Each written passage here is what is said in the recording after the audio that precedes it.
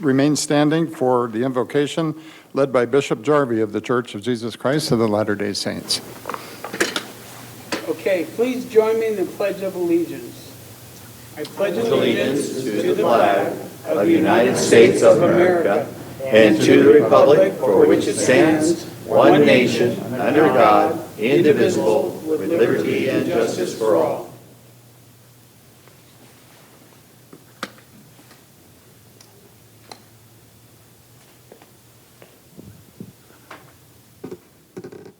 Our Father in heaven, we are met for this important business. We're grateful for our community. We're grateful for all the services that we enjoy as citizens. We're grateful for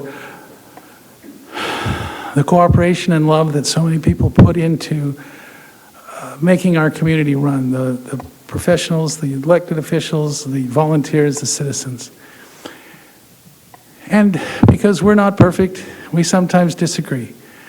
May we never be disagreeable, but find a path forward to meet our needs and to make Yucca Valley a great place to live. We ask in Jesus' name, amen. Amen. Thank you, Bishop Jarvie. Okay, moving along, no presentations this evening. And we will ask for an approval of the agenda. May we have a motion on that? Mayor, I'll move to approve the agenda. I will second that. Council members Abel, Yes. Dennison, Yes. Droz, Yes. and Mayor Schooler. Yes. Moving on to the consent agenda. All items listed on the consent agenda are routine matters or formal documents covering previous town council instruction. Items are enacted by one motion and a second without separate discussion unless a member of the town council or town staff requests dialogue on a specific item at the beginning of the meeting. Requests for public comment on the consent agenda items should be filed with the town clerk. Is there any member of the public that wishes to comment on any item on the consent agenda? Seeing none, we'll bring it back to the council. Any council member wish to pull an item for discussion? No? Then we'll entertain a motion. Mayor, I'll move to approve the consent agenda as presented. And I will second. Council members Abel, Yes. Dennison, Yes. Droz, Yes. and Mayor Schooler. Yes. Moving on to item number 9, department reports, the Town of Yucca Valley demographic study. May we have a staff report on that, please? Good evening, Honorable Mayor and Town Council. The item before you is that the Town Council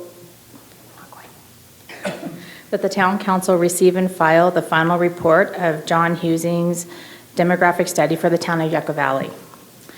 In 2018, the council directed staff to enter into a contract with Dr. Husing to provide a comprehensive demographic study for the Town of Yucca Valley as identified in the town strategic plan. This was in order to assist the council as it adopts policies on economic stimulation, employment programs, retail, land use decisions, et cetera.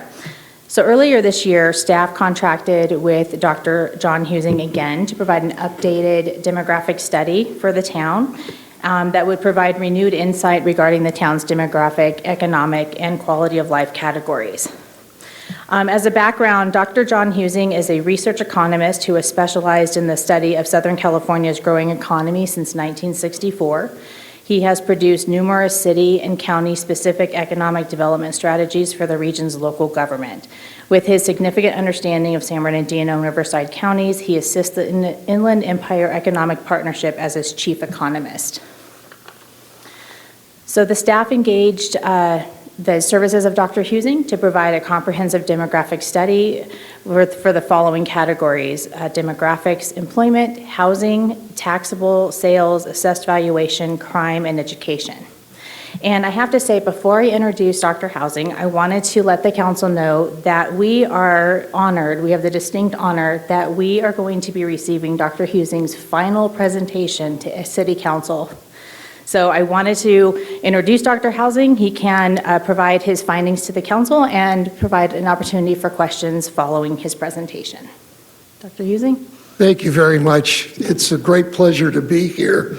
I just turned 81 in June, and I now have a cane, and I've decided I've had enough. And when she called me, I wasn't going to do any more, but the last time I was here, I enjoyed doing the work so much, I decided to make an exception. So for me, this is it. So if you don't like what I have to say, tough, I'm leaving. Well, thank you for joining us. We're delighted to have you here, and this is a special occasion for us as well. Thank you. Okay, well, let's get into it. What do? I hit the right button. I have to aim at it. Okay, first of all, to provide a context for how your community is doing, this is the Inland Empire's employment behavior in 2019, 2020 during COVID, 2021, and what we see here is between 2019 and 2020, the region as a whole lost 58,600 jobs. When we get to 2021, it added in 73,500. So in 2021, the region as a whole more than recovered. The net result was, compared to 2019, the region was up 14,900 jobs, or 1%. To put that in context, where we were up, the state was down 4.1, the country was down 3.2, so our region did extraordinarily well in 2021. Now, to kind of describe how your community is affected by economic forces, the thing I always think about, if you go over to the coast, put your heels in the ocean, walk inland looking at the ground, when you finally see dirt, you've finally gotten to a place that's going to be developed and growing. This has been going on in Southern California since right after World War II. It happens in a three-phase process. Phase one, new homes move into an area that previously wasn't seeing them built. People move in, jobs grow, and this occurs when nearby housing markets have become too expensive. Phase two occurs about a decade and a half later, and that's when blue-collar or technical jobs become migrating because industrial space elsewhere is becoming too expensive. This is happening right now in the urbanized portion of the Inland Empire, so you're starting to see it happen in Banning Pass, with things moving up into there. The last stage is when higher-end firms bring jobs because well-educated workers start migrating because they're also being priced out of nearby markets. This is happening in Ontario, Rancho Cucamonga, places like that, Corona, where the coastal counties are so expensive that even well-educated 35 to 50-year-olds are being forced to migrate if they want to be able to afford a house. This community is in phase one. That's where you sit and have and will for quite a while still, but not forever. There are the prices of housing in 2021. You see Beaumont, and you see action starting to move from Beaumont into Banning, because Banning's less expensive, so you're starting to see some development move there. Then you look at prices in the valley, Coachella Valley. If you look there, Palm Springs is over $1 million for the median price. Half the homes sold for more, half for less. Similarly with Rancho Mirage, Indian Wells was almost $2 million. Of course, that's 5,000. Bill Gates, etc. But then La Quinta and Palm Desert, pretty expensive. When you look up here, Your median price, this is the first quarter of 2021, was at $384,000, higher than Palm Springs, 25 Palms. And then you've got similar circumstances in Desert Hot Springs, Cathedral City, not so much Indio anymore, but in the town of Coachella. But what drives growth into here are those blue boxes and people looking for a place where they can live and possibly commute in Coachella in particular to go to work. So this is a chart of year by year existing home sales in Yucca Valley. And if you look off on the right, 2021 was an explosion, 947 homes sold. I doubt I have to tell any of you this because you live here to see it going on.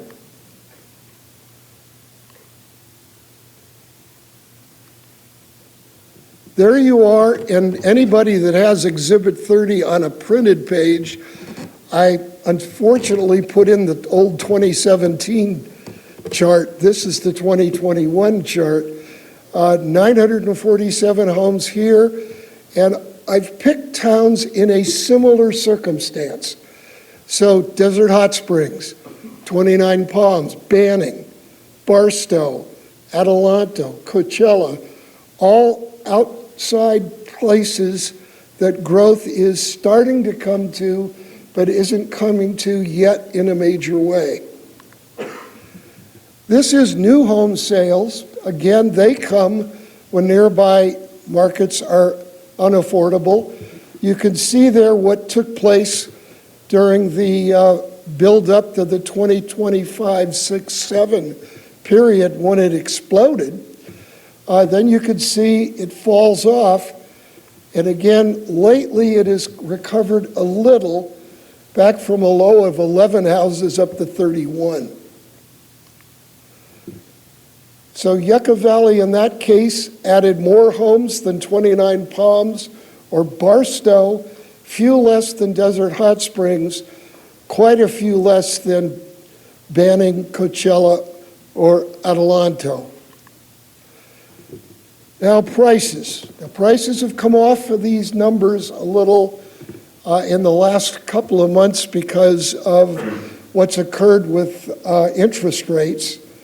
But what you see was it peaked in the first quarter at 385,000 here, compared to the previous peak at 229.5.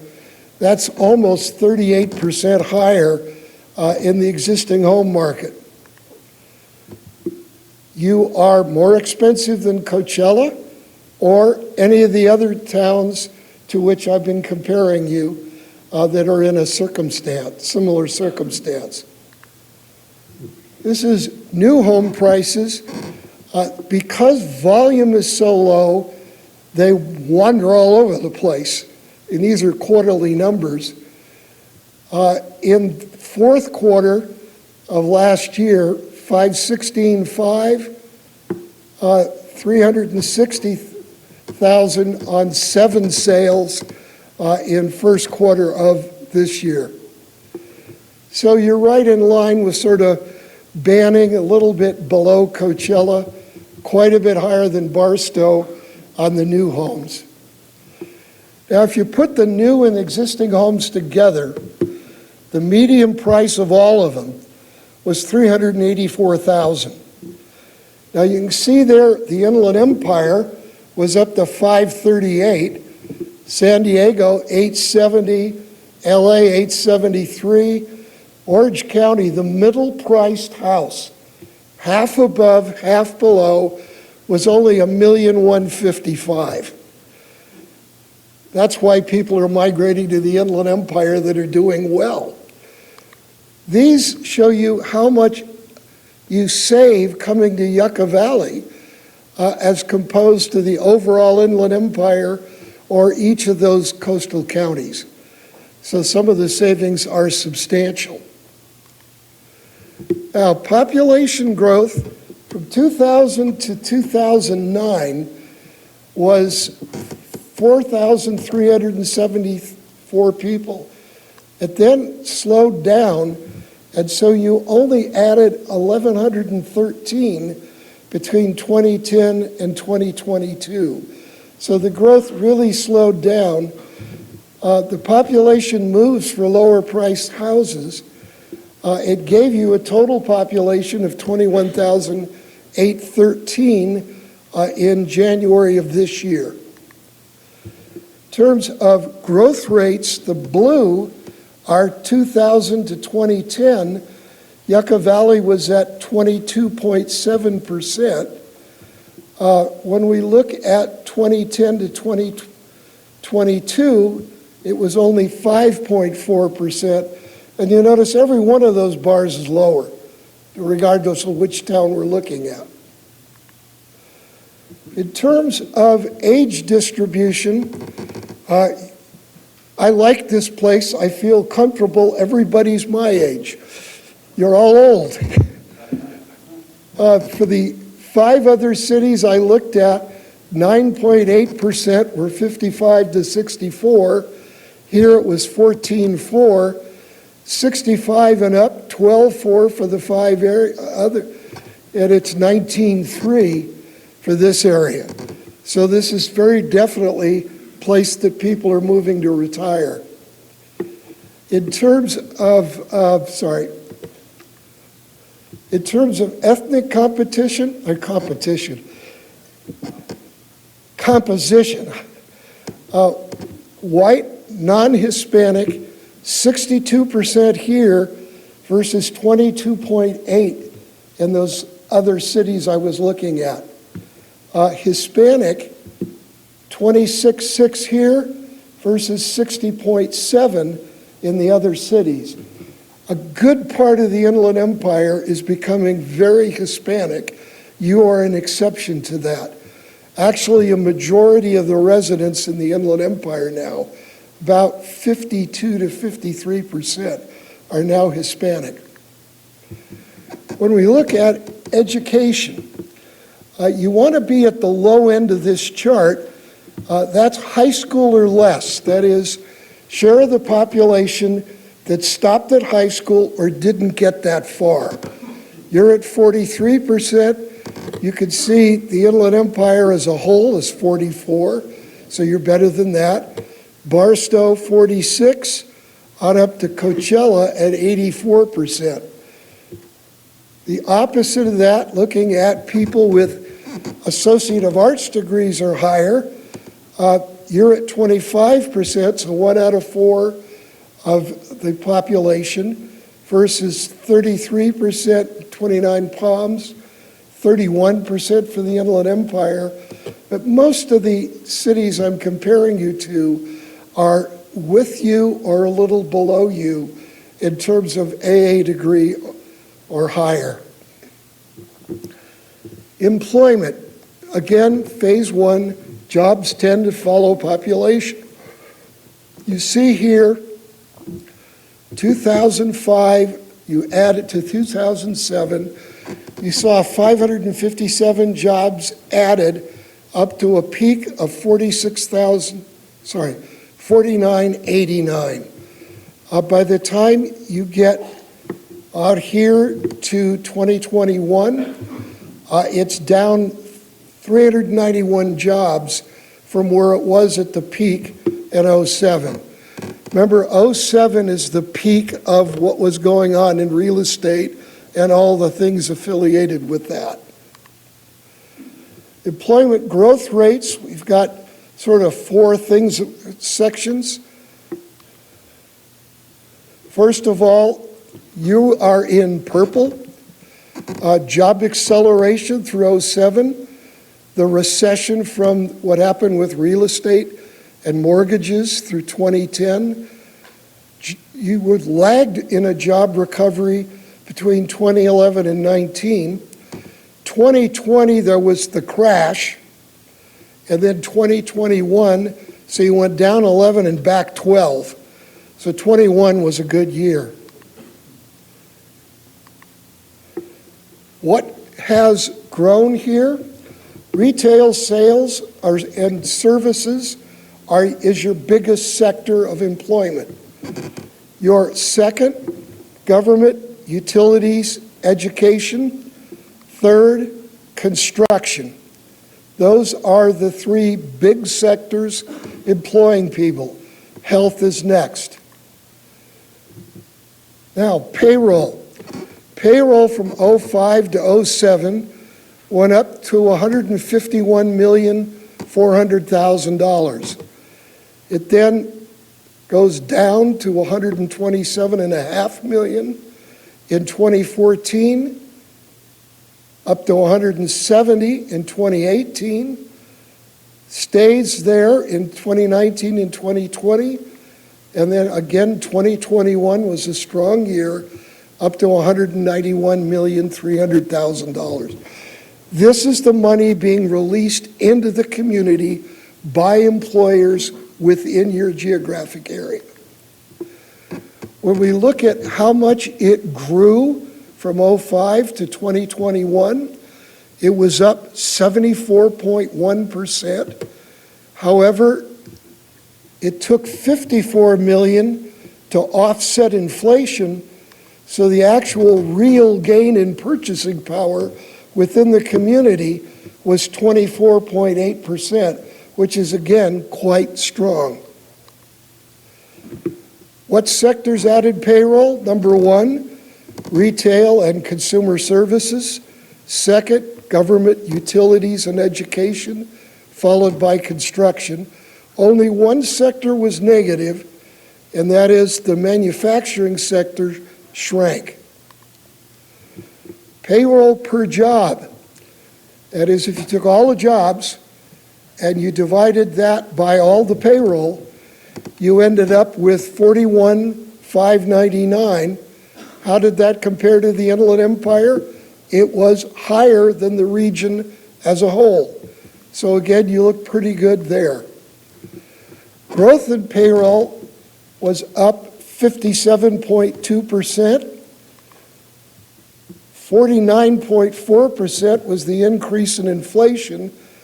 So payroll increased 7.9% in terms of purchasing power, which is again a good thing to see.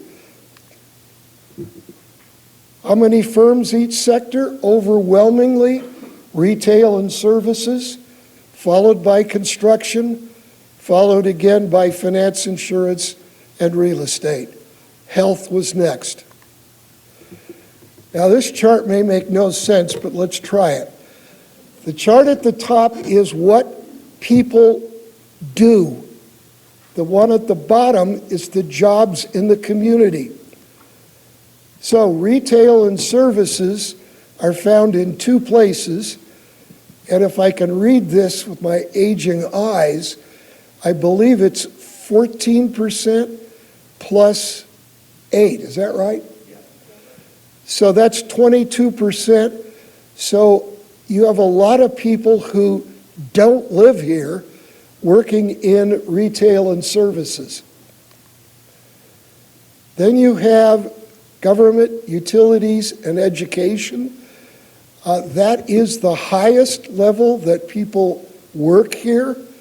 It's the one on the left, which is 25%, plus 6 in public, so that's 31% of the population. And then that is part of health, I think. Okay. Then you have here construction.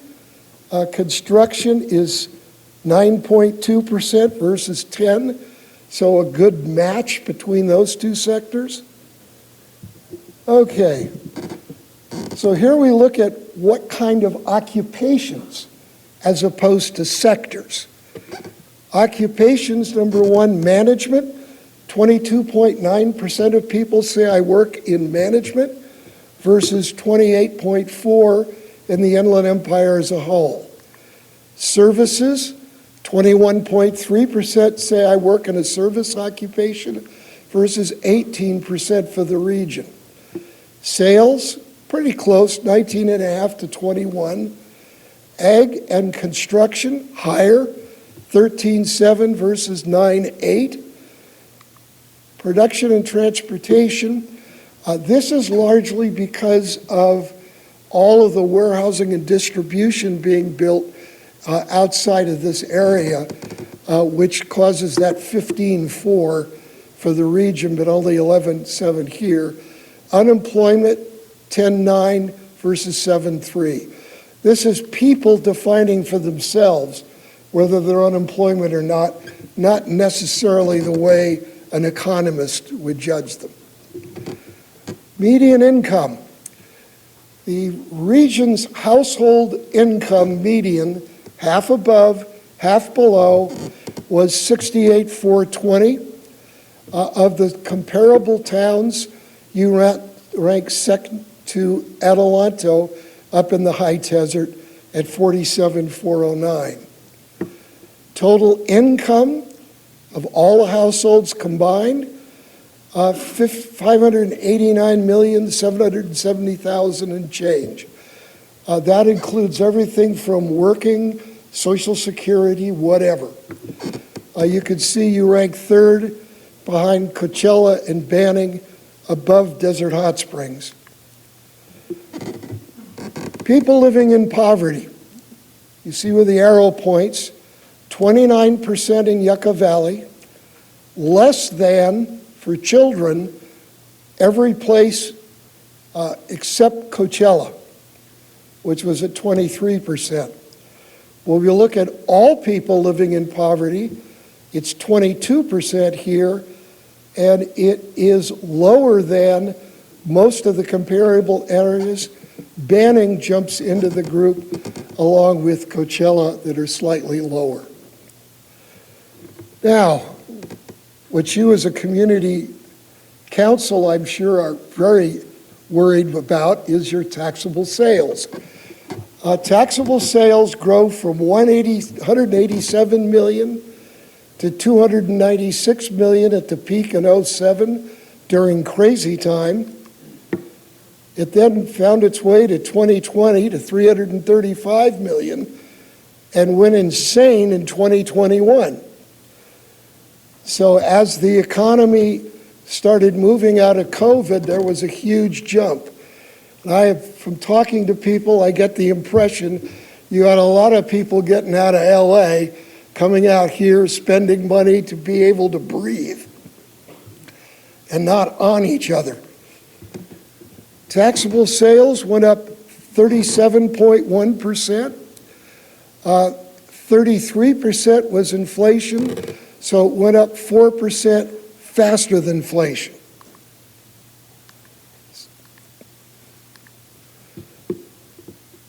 There you are, your total at 405 million.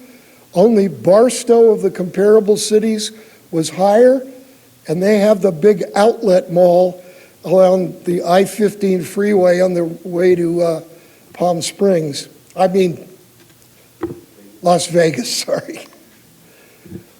Taxable sales per person was at a record.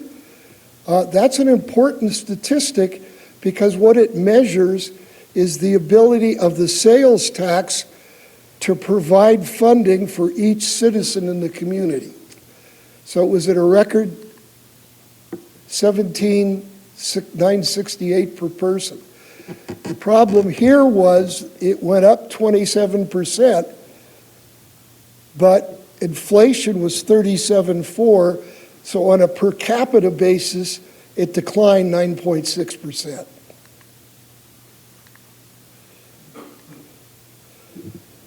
Per capita sales, comparable cities, again, only Barstow was higher compared to all the cities in a similar position than you're in.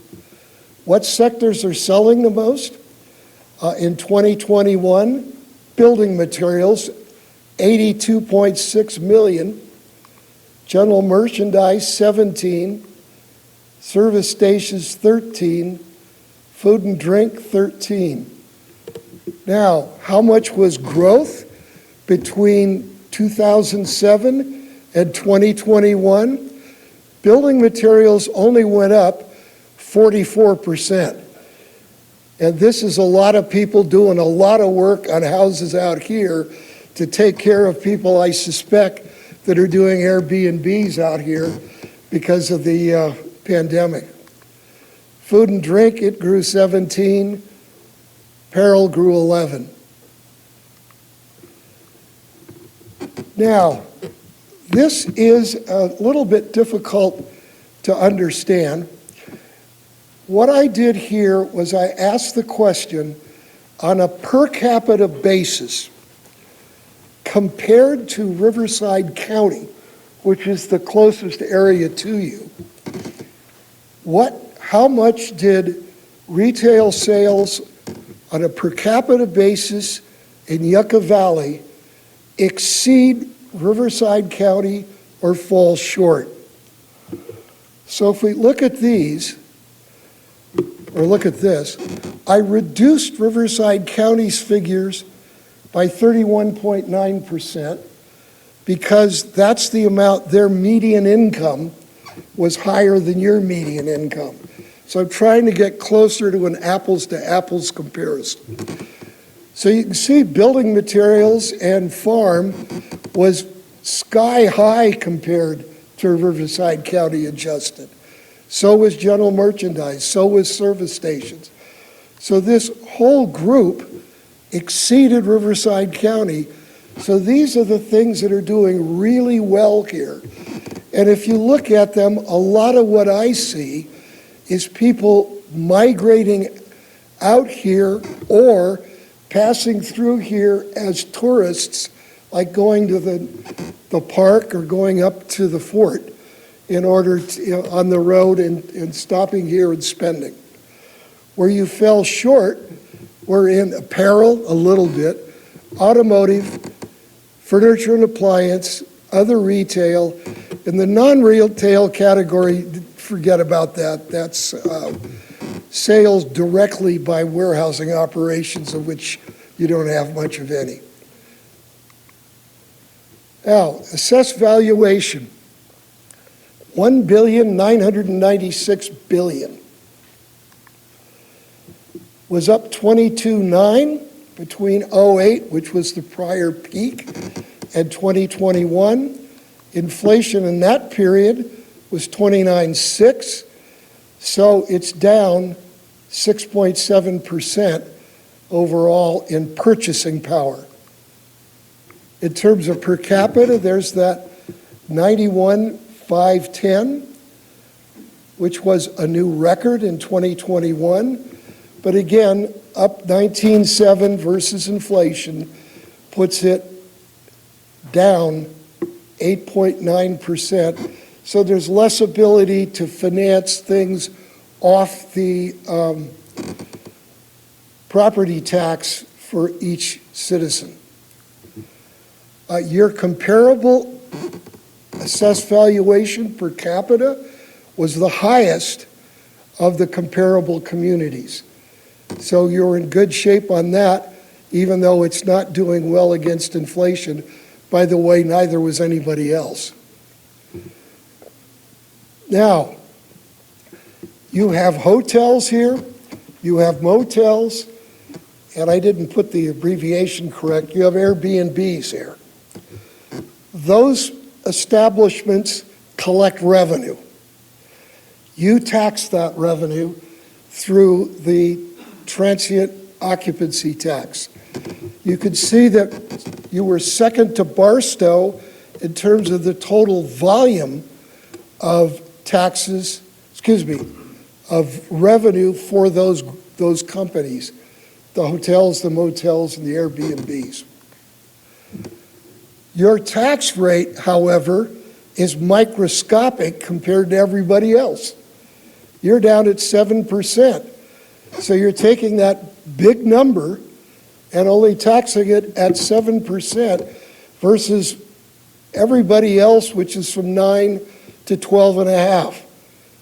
The result is, despite having a lot of volume out there, in fiscal 2021, $1.5 million came into the city coffers. With a higher tax rate, it could have moved up substantially. It represented 11.6% of your budget. Now, here's a place where this is not a tax paid for by the residents of this community. It's people going up to go see the national park. It's people that are coming out and staying so they can breathe clean air. So competitive advantages, where do you sit? Yucca Valley, a round trip to areas where people work, 55.6 minutes. In the Inland Empire as a whole, it's 66 and a half. Adelanto, it's 83.4. Why in God anybody would move up there and then work down in the valley is completely beyond me. But you could see you're sort of in line, except with Coachella and 29 Palms, how far people said they were commuting there. These numbers are from census data where people are giving how long they estimate it's taking. High school graduation, the Morongo District, 77.6% in 2021, comparable to Coachella, Barstow, and Banning, below Palm Springs and Yucca Valley. In terms of the state math test, 15.2% were passing that. The standard not met was 84%. Your students out here did better than Coachella and Barstow, but not as well as the Palm Springs, Beaumont, and Desert Sands districts. On the state literacy exam, 38.9% here met the standard, 61.1 did not. That was comparable to Hesperia, below Coachella and Barstow, a little below the Palm Springs district. Desert Sands was about 41. So you were pretty much in line with the Coachella Valley on that measure. Students finishing the coursework needed to go to UC or Cal State University campuses, 20.6% in the Morongo School District. Only Barstow was lower. Coachella was the closest at 26.3. You have a lot of college opportunities around you. This was the enrollment in nearby. UC Riverside, over 26,000. CSU San Bernardino, 19.1. CSU Palm Springs, 2350. College of the Desert, 10,988. And Copper Mountain, 1505. Finally, crime rates. This is major crimes per 1,000 people between 2010 and 2020. The community has become substantially safer. The crime rate per 1,000 is down 34%. That's because there were 197 fewer crimes and 1,110 more people. Violent crime, however, went up from 5.0 to 7.4, which was a fairly large percentage increase. Property crime per 1,000 by 2020 was at almost a low, or no, it wasn't a low, 20.3 major crimes. Comparing to the other areas, you were doing pretty well. Barstow's a disaster zone. Adelanto and 29 Palms were lower. So what conclusions do I draw from all of this? First of all, you're an edge city, so you're in and out phase one of the growth cycle. Second, housing increases when nearby markets are increasingly unaffordable, which you have seen particularly in existing home sales. Population growth follows housing. Jobs follow the population. Mostly your jobs are in population-serving sectors except construction. Housing, population growth, and jobs are recovering from the from the COVID-19 downturn. Sales taxes have soared, partially because of the CARES Act, shooting money to people, and because consumers were buying stuff, not services, and stuff is taxed and services aren't. Property tax almost up with inflation as housing prices soared. Revenues recovered some of its purchasing power, both from the property tax and from the sales tax. You need a TOT tax increase. I get to say that because I don't get to be in trouble and run for re-election. Your residents are older than in similar cities. Their adults are better educated. The schools are modest performers. The jobs are only a modest match to the residents here. Household incomes are stronger than similar cities. Overall crime below most similar cities, but violent crime is up. That is my website. I'm going to put this up. I haven't yet, but this will be online at my site there if anybody wants to download it. And I'd be happy to try and answer any questions. Thank you so much, Dr. Husing. It's an honor to have you here, and this is a remarkable set of data that I personally can't absorb all at once here, so I will be going to your site to digest it a little bit more. But at this point, does anybody in the public have any questions for Dr. Husing? This is what I do with numbers. I stow people with so many, they can't ask a question. Okay, bring it back to the council. Any council members have questions? Start with Councilman Droz. Thank you, Dr. Husing. I really appreciate it. I was looking forward to your presentation. I remember the last one. It was really great. And you're really honest about everything. And of course, it's science, so that's incredible. I have a question about STVRs or Airbnbs. When we look at the population count of Yucca Valley, how are those counted in? Are they counted in because many of the people don't live up here, but if they're there at the time a census taker comes, yes. Otherwise, no. Okay. Yeah, I was curious about that, how that counts in. But I really love your report, and I want to say congratulations on your retirement, and I'm glad you're here for Thank you very much. Your last presentation, so that's wonderful. Councilmember Abel? I'll go last. Okay. Mayor Pro Tem? Just quickly, Dr. Husing, thank you again for being here. Last time, it really opened my eyes on a lot of things that I've thought about, and I've never looked where I was anxiously awaiting for the census results, as many people were, to figure out demographically if we have changed much. And I noticed the consumption of our community has increased, but the population didn't. So obviously, as you said about, I think last time you called it the sprawl, today you're calling we're on the edge, but you had talked about how we look at this picture of this growth developing.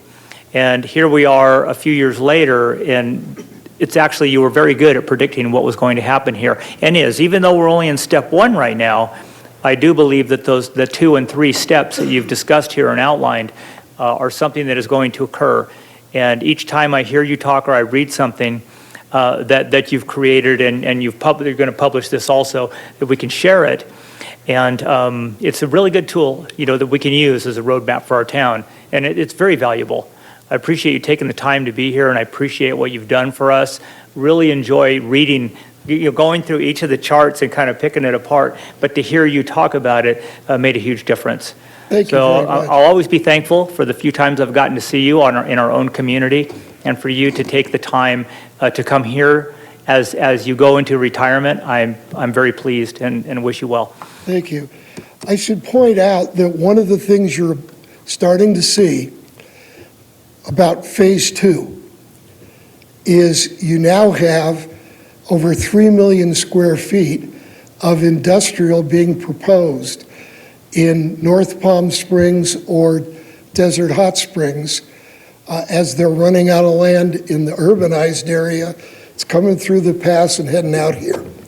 And that'll bring the jobs associated with that. It will, and I think it creates, we have to be ahead of it, but more consumption and use of our infrastructure to meet the demands of those logistics that are coming through, but our population isn't changing, so they see it, changing in their community. And to be prepared for it and know that that's probably going to occur is the best, most valuable information we can have. So thanks. Thank you. Councilmember Abel? Yes, thank you. Well, first of all, appreciate the presentation as always. We are always so honored to have you as part of someone that brings your expertise to us locally.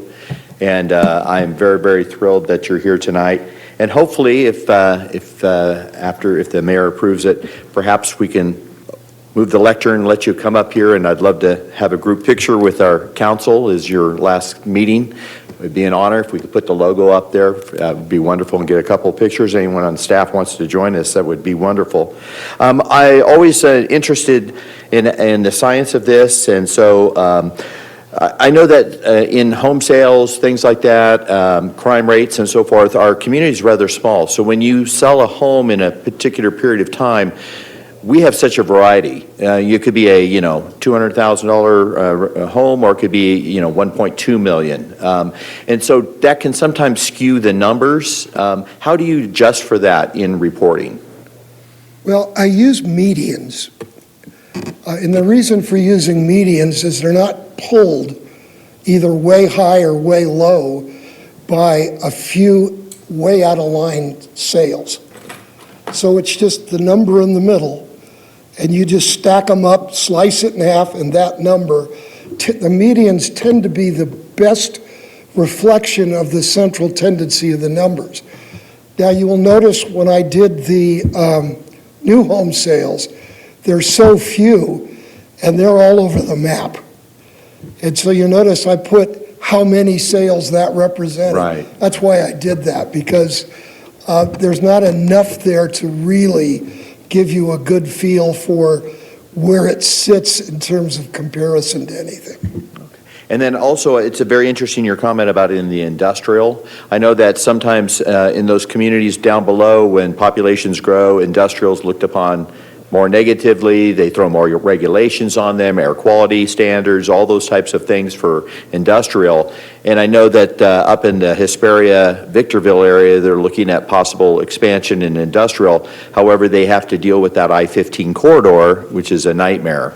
So perhaps having some more industrial opportunities, like you said, in the low desert would be very beneficial for salaries here in the high desert, and as well as housing and so forth. Well, one of the things that is going on in, say, the Amazon world is the salaries in those big facilities have moved rather significantly. The lowest rates for the people that are just doing the most elementary jobs are now up to around 37,000. Now stop and think, a student gets out of high school, no training to do anything, can go to work at 37,000 a year. That's not terrible. If you stay with it, they go up. The truck drivers are, those that are working on contracts are doing about 58,000. And so that's beginning to move into middle class levels. So they do have an effect, particularly on areas that are marginally educated. Right. Wonderful. A couple other things. Did you evaluate or look at within the numbers on development impact fees? Because I know ours are rather small as well. You were mentioning the TOT is undervalued, but you didn't look into development impact? I did not. Okay, so that's another study we need to do independent of this. Yeah. Okay, and then my other one is, well, two others. One was, it's amazing that even with our current rate, 11.6% of the budget was contributed to TOT, which never was any significant number years ago, but now with Airbnb and more people vacationing, hotels are filling up. That's why I was glad to hear that you're thinking about raising it up to what other communities are charging. Okay, but as the present number, it's 11.6. If those numbers hold somewhat true and the public decides to approve or not approve, it would adjust that percentage quite a bit. Yeah.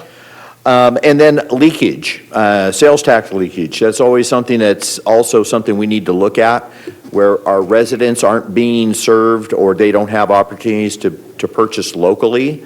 And I noticed that I think maybe auto dealerships was one of those leakage areas. Yeah. Would you say that would be more, is that something that we should maybe concentrate on trying to encourage an additional auto The dealership? right side of that chart, Yeah, where the negatives were, right. those are the areas to look at. Right. And I thought the first one and maybe the highest was auto sales, perhaps, I'm not Yeah, sure. it was one of the lower, one of the ones that didn't do as well. Okay. Compared to Riverside as Yeah, a whole. I saw appliances and things like that as well, but I noticed the auto sales because they're higher numbers usually than other Yeah. areas. Okay, wonderful. Well, thank you so very much. I really appreciate it. And again, congratulations. I hope you mentored someone as brilliant as you so they could take over because you leave a vast void and we'll truly miss your presentations. Thank you very much. I was just going to ask that question, is who takes over if you're not here to do this, but I'm sure There somebody. are two people that I'm aware of that might be able to step in and help you. Well, you've One is certainly an been. economist at Claremont McKenna, who is the economist now for Inland Empire Economic Partnership, and the other is a private economist who lives in Palm Springs and does a lot of work for SCAG, whose name escapes me right now, but. Well, that's he's okay. the I'm one I sure would recommend. we'll be getting in touch with them. But we thank you so much for all of your contributions over the years here, and so many interesting things to kind of drill down and explore, with this data that you've provided. So we're looking forward to that. I think Councilmember Abel had a good idea that we take a picture. If we can do that, can we arrange that? You guys move the lectern so we can walk straight through? Stay right there and walk straight through. Oh, all right. Go out that way, yeah, that's right. You got it? Yeah.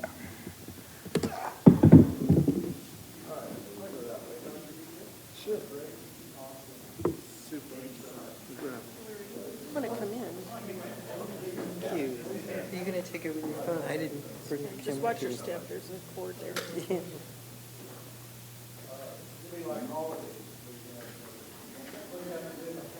Well, don't be shy, we're all politicians. We love our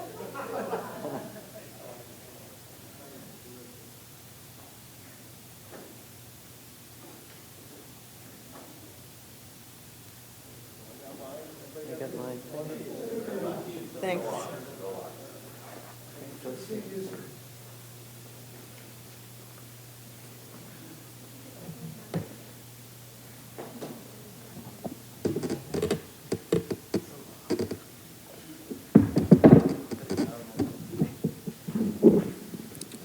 Mayor, that was just a receive and file, so I don't believe there's any further action that you need on that item. Okay, thank you. Then we'll move on to item number 10, the professional services agreement for communication services. So can we have a staff report on that? Good evening, Mayor and Council. This next item is for the approval of an agreement for communication services with Trippepi Smith. As you recall, the Town Council approved an original agreement in September 2021, with services beginning last October. During this past year, the Trippepi Smith team has acted as an extension of town staff to provide information outreach to our residents. The Trippepi Smith team has been a pleasure to work with, I can't stress that enough, guiding myself and other town staff through a comprehensive communication plan and an updated information dissemination process to best represent the town organization. With us this evening for Trippepi Smith is Director Cameron Grimm and Junior Business Analyst Skylar Addison to provide an overview of the services provided to the town for this past year. Hey, good evening, Mayor Schooler and council members. My name is Cameron Grimm. I'm a director at Trippepi Smith, and I serve as the account lead for our communication support for Yucca Valley. I'm joined here this evening by Skylar Addison, my colleague who works closely with Yucca Valley staff on the day-to-day work that we'll be presenting. This evening, we'll be sharing a high-level year-end review of our communications efforts and successes. Next slide, please.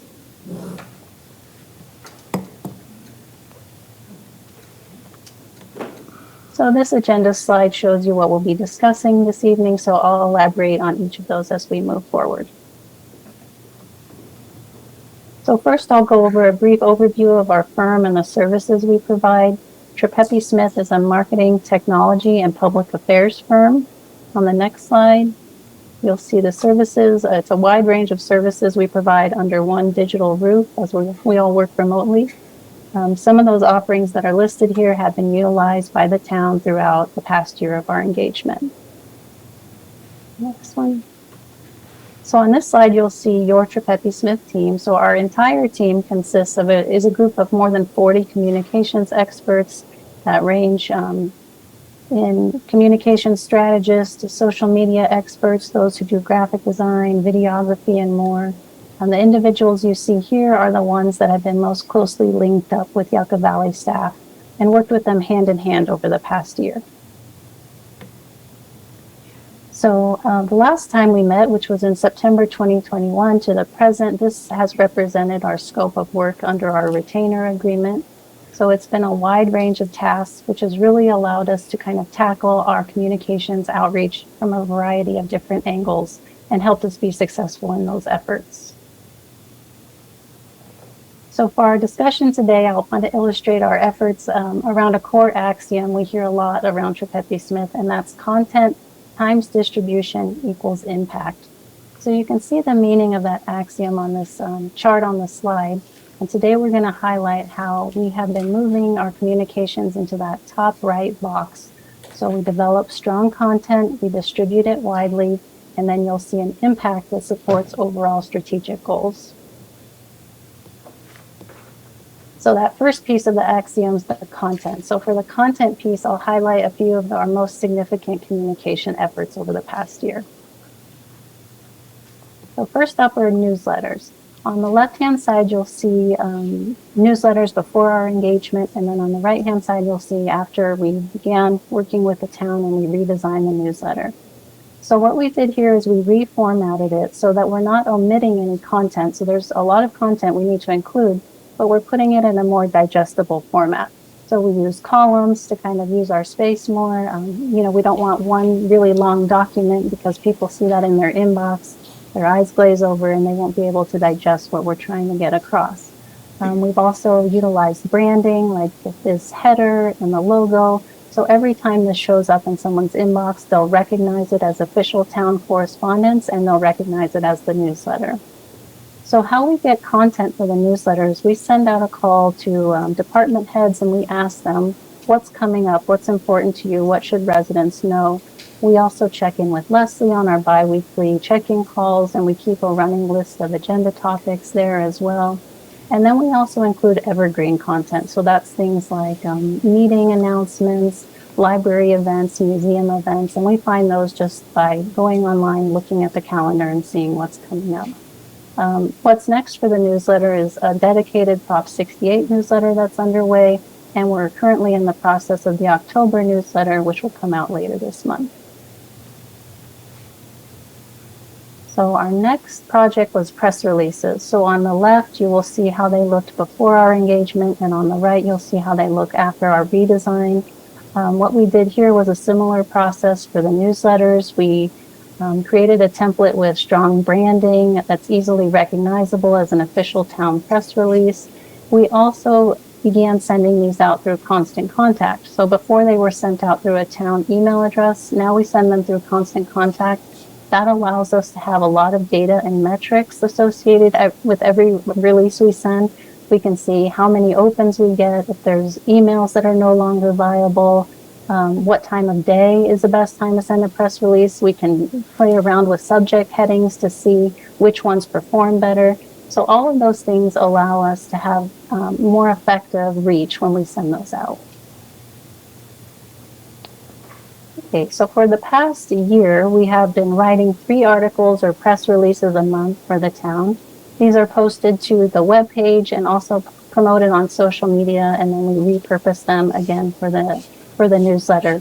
And what's great about articles is they're a way for us to control the narrative on hot topic issues, or if there's confusion around an issue, if we see people asking questions about things on social media, we might raise it as, you know what, maybe we should write an article about this so that people can be educated on why certain decisions were made or what's going on kind of behind the scenes.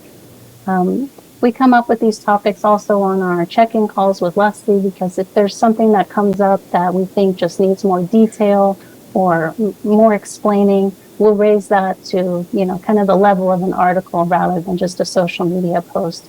And then we can dig in with the relevant staff and interview them, get quotes, get more information, and go from there. And these we have seen get great engagement when we post our articles on social media. So some recent content that you're likely familiar with is the 2022 State of the Town. So our efforts in partnership with the town for this event included a marketing flyer of the logo creation, the video compilation, as well as designing the proclamation. So if you see on the next slide, some of the graphic design work we did. We can go to the next, yeah, right there. The flyers on the left and the proclamations on the right, those were designed by our graphic design team. And the next slide kind of delves further into social media, so I will turn it over to my colleague Skylar for that portion of the presentation. Great, thank you, Cameron. So as you can see here, we have 3 posts, which are some of our top performing posts from Facebook over the last year. And so we determine content for social media from our quarterly communication meetings with town staff, and also more regularly during our check-in calls with the town, where we go over holidays, ongoing communication topics, and more timely event or project-related updates. And we also have regular social media posts that are more evergreen, like Coffee with the Mayor and updates on Yucca Valley Plugged In. And across platforms, residents enjoy transparency on town initiatives and projects, whereas Facebook particularly tends to attract more high-level discussion on town projects. And whenever we have original photos featuring people and places in Yucca Valley, residents are more likely to engage. So on the left here, you can see a post about North Park, which links to an article that we wrote. And this performed really well, maybe the best across all platforms, with about 1,900 engagements. And engagements are categorized as including reactions, comments, shares, post click links, link clicks, anything that involves a user actually interacting with the post. And this post received 12 shares alone, which really helped increase our organic reach. And anytime a user reshares a post, it gets brought into their network. And so that way is a really great opportunity for us to expand our audience and how many people are seeing our content. So engagement really matters. And this post particularly includes multiple photos, including work actually being done, including the original Measure Y sign. And I think these are all factors that helped contribute to making this post really popular. And especially when residents recognize someone in a photo, they're also more likely to engage. And the middle post that you can see there is a notification about the Aquatics and Recreation Center, which is a highly anticipated and really exciting town project underway, and residents are looking forward to hearing more updates about it. And this post specifically links to an article that we wrote about the project design, which is linked back onto our website. And this is also the second article that we've written about this project. And Trepepi will be continuing to coordinate messaging with HMC Architects, whom we had a really great introductory call with over the summer. And this post received about 500 engagements. And then last on the right, you can see a post about the nonprofit partnership organization's funding. And this also links back to an article that we wrote. And we base information from articles by monitoring town council agendas regularly, and then also gathering additional information by coordinating with town contacts. And our impetus is just to continue to share timely information on town initiatives, especially when there's any sort of funding involved, which always garners a lot of engagement and interest from residents because they really like to see where their tax dollars are going. Next slide, please. And here you can see some similar highlights for social media, but this time for Instagram. And on the top left, you can see the Aquatic Center post is also very popular there. And that was actually the most popular post on Instagram that we've had to date. And this alone had 145 engagements, which is really high for Instagram. We got 112 likes, 24 comments, and 9 different saves. And specifically, I think for this post, the renderings that we were able to incorporate really helped strengthen the popularity of this post too. People were really excited to see actual renderings and photos of this project. And to the bottom of that too, we have a solidarity post that we sent out in regards to Ukraine, and that received 141 engagements with 136 likes and some comments and shares, which was overwhelmingly positive. And typically we try to post original photos, but sometimes a very succinct graphic can do wonders. And I think that also helped contribute here as well. And we found just between differentiating platforms that Instagram kind of generally tends to favor sort of social commentary or just kind of more posts about recreation, that sort of thing. And last, you can see on the top right-hand corner a post about Memorial Day, and that received 75 engagements. And this post was interesting because it was a carousel post, which means it features multiple photos or videos. And specifically, it featured the video of the special memorial flag being hoisted up and photos of the flag. And the Instagram algorithm already tends to prioritize posts like these that include multiple photos and videos.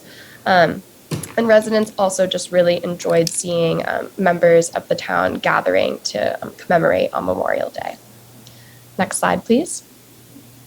And this is just a quick example of how we've kind of tended to optimize different project posts. And so this is an example of how prior to our engagement, public works projects were being communicated about versus after. And we tend to say that stock photos can be an apt substitute when there isn't an original photo. And generally for Trepepi, our best practice is to try to pair stock photos with text and also make sure they're specific to Yucca Valley or the local area to make sure it has the customization needed and people can kind of get the quick information that they want while they're scrolling. So they kind of get everything they need by just looking at the post. Next slide, please. And this is another example. On the left, we have how we were communicating meeting announcements for town council before our engagement versus after. And we also make sure to coordinate with town staff to figure out which meetings in particular are really important to communicate on to ensure that there's ample community participation. And so specifically the post about the mural public hearing was very popular. People were very grateful to see that the town was communicating about this event coming up and were able to participate. So that's ultimately our impetus at the end of the day, is to make sure residents are aware and engaged about important events and initiatives happening in the town. Next slide, please.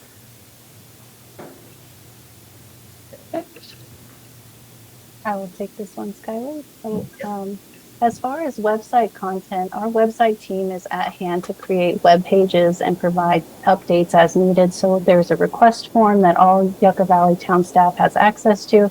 They're able to fill that out if they need a website update, or of course they can always just email us or call us directly if they need anything done to the website. So an example of a page that we built is on the left-hand side, the Aquatics and Recreation Center project. That's currently undergoing edits. We redesigned the newsletter website. That's what's in the middle there. So we made a user-friendly sign-up form. And then if you scroll further down on that website, you'll see archives of past newsletters. And on the right-hand side, you'll see our town news release repository. So as I mentioned that we now send everything through Constant Contact, that allows us to, every time an email is sent, it creates a URL for that email. So now we keep every single press release that we send, we add it to this website, and we just link to that Constant Contact email.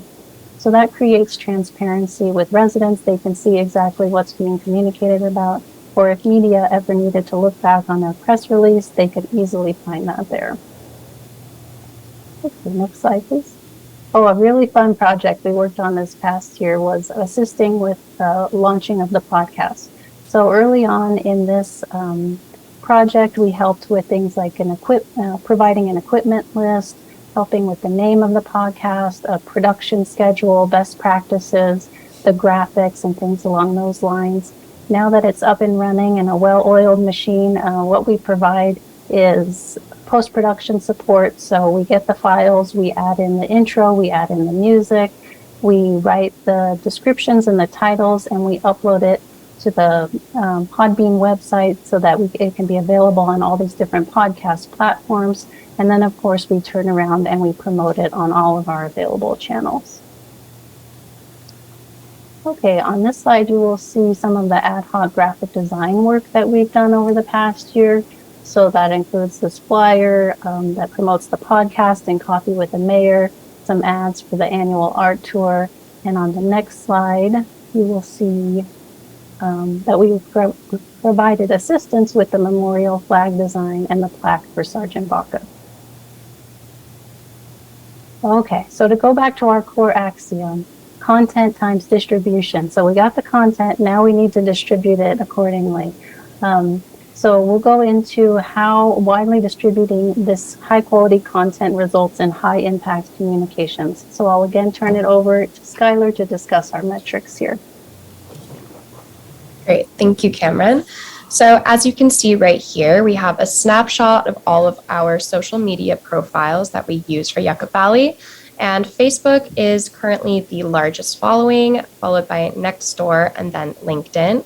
And I included a % change for our follower count from the start of our engagement as well. And just noting, which is not included here, but we also converted the town's LinkedIn profile to be a company page that's public, which is now available for employees to link as their employer. And this also makes it easier to find, for others to find the page if they would like to follow the town. And that's also a good platform to utilize when posting new job opportunities. Next slide, thank you. And here you can see again the number of followers that we have across platforms, and our following has increased steadily since the start of our engagement across the board, and most dramatically on Nextdoor, which we actually created in late October, which is why it was 0. And every month we create a dashboard report that tracks key metrics across social media platforms.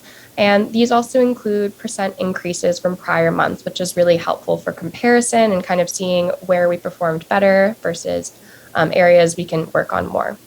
And these metrics include followers, the number of posts per month, impressions, engagements, and it also tracks the most popular posts. And these reports also include detailed notes on our findings and trends, which allows us to better tailor content to Yucca Valley residents. And we also just finished a rather arduous process for obtaining a political ads disclaimer on Facebook, which will allow us to boost any and all posts that we create. Specifically, we embarked on this journey when trying to boost the Yucca Valley Plugged In podcast, and it got flagged for including the word mayor. But as of a couple of weeks ago, we are off to the races with boosting posts, and we'll be employing this more in the near future so we can continue to increase Yucca Valley's followers at a higher rate. And here you can see our distribution metrics for the number of social media posts per month. And you can see that since the start of our engagement, we have increased pretty steadily the number of posts.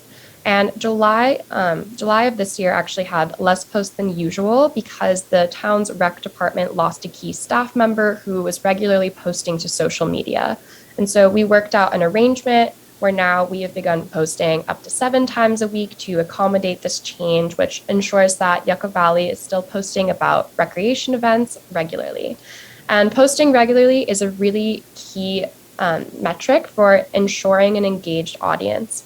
And it's also important to keep in mind how the number of posts per month can affect metrics. So that's something that we always make sure to keep in mind when analyzing our trends for every month.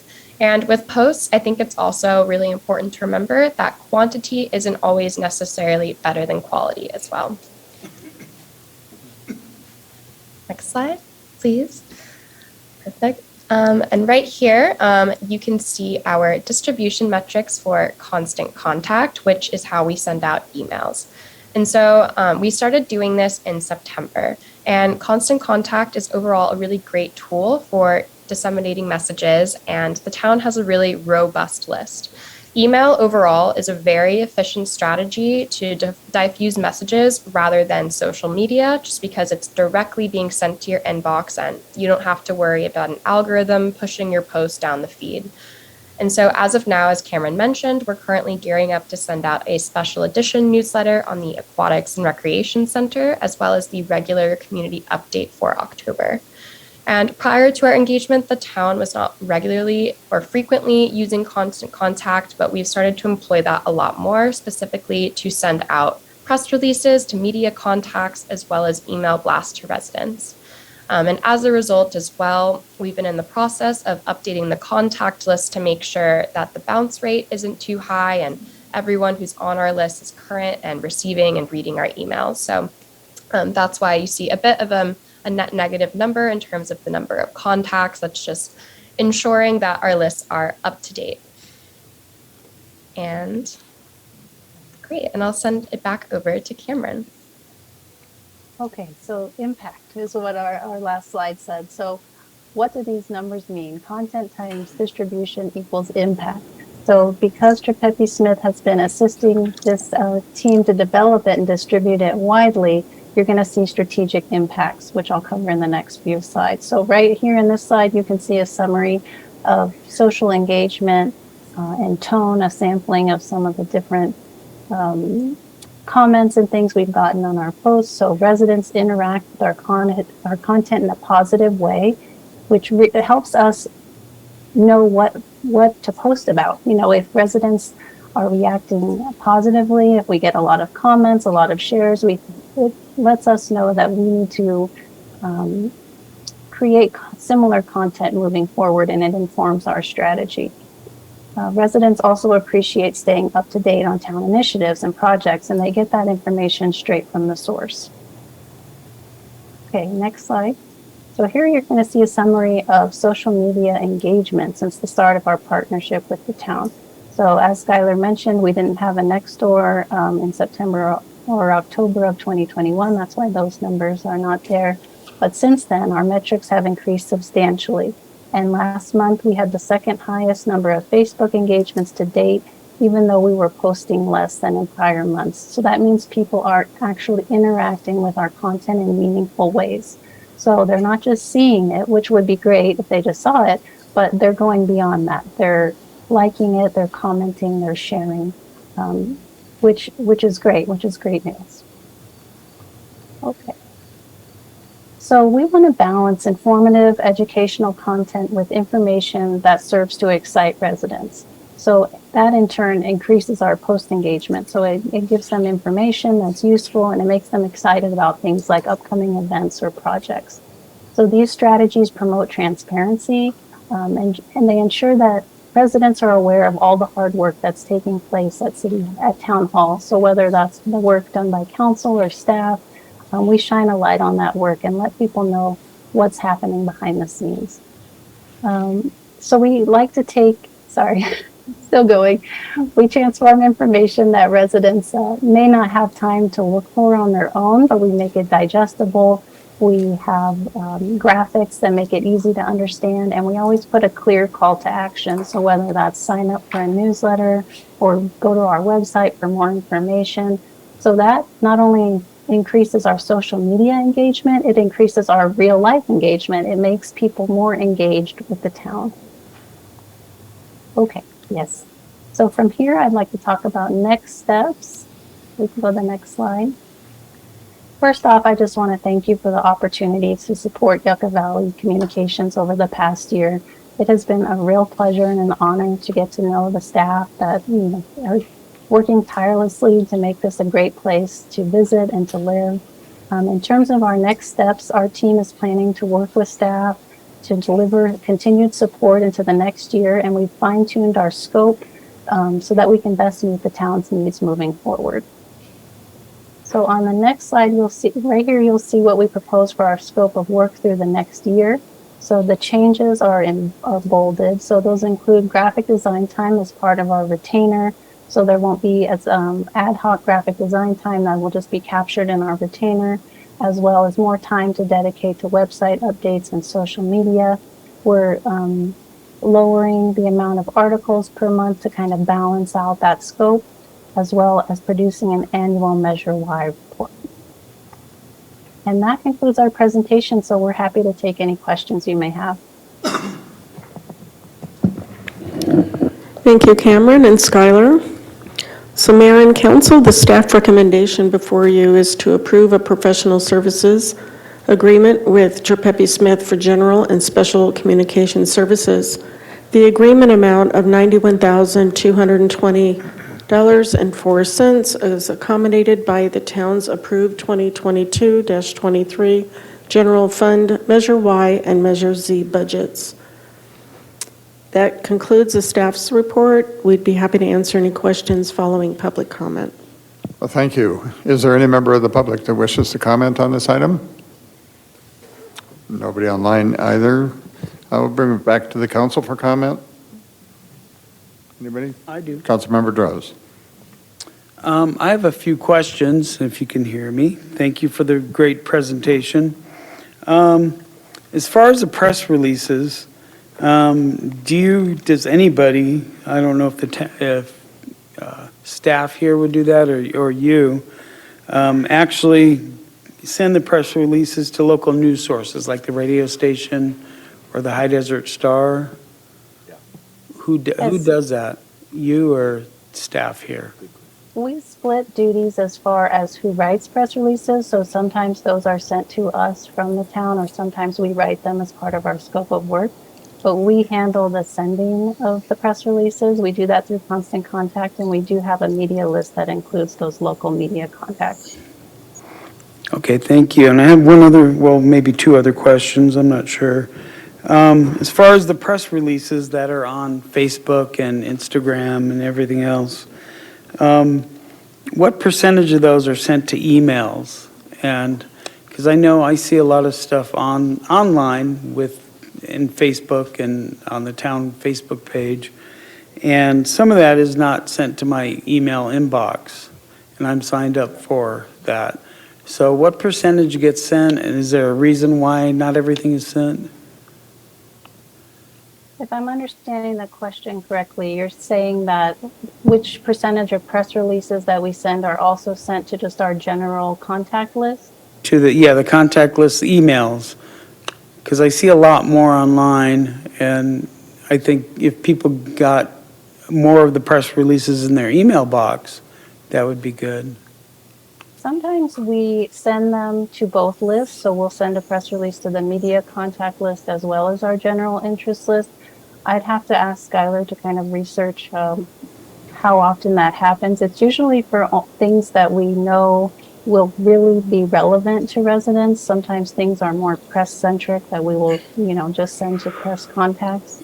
But utilizing the emails, not just for the newsletters, but sending more standalone emails is definitely something we can explore as we move forward into this next year. We've done it a couple times with things, I think, with the podcast and some other items, but that's definitely something that we can look into doing as we move forward. Yeah, I think that might make the social media pages more popular if somebody gets something in their email.